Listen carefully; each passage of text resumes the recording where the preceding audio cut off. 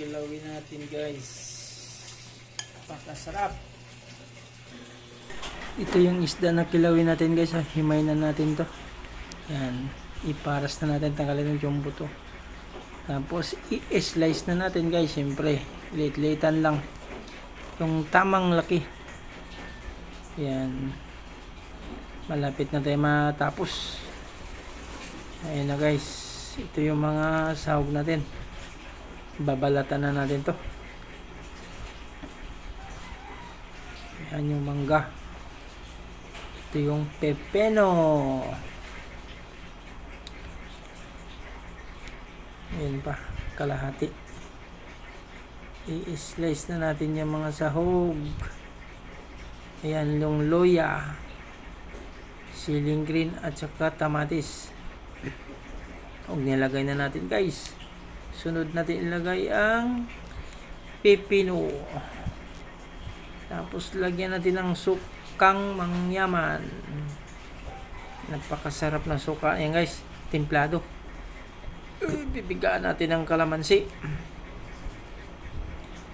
Para malasa-lasa kasi mas masarap yung asim ng kalamansi.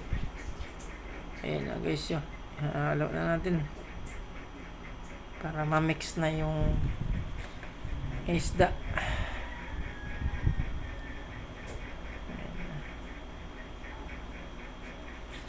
Masarap guys.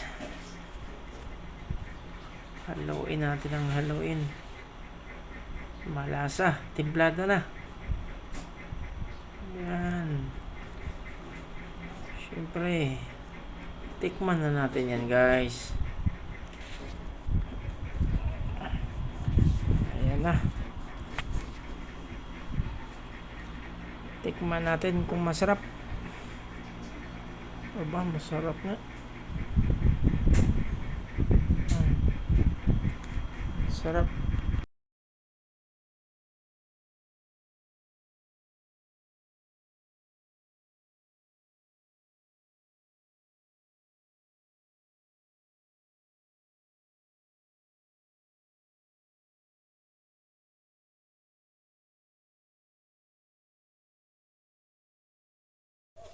Ang taba guys ng bangus.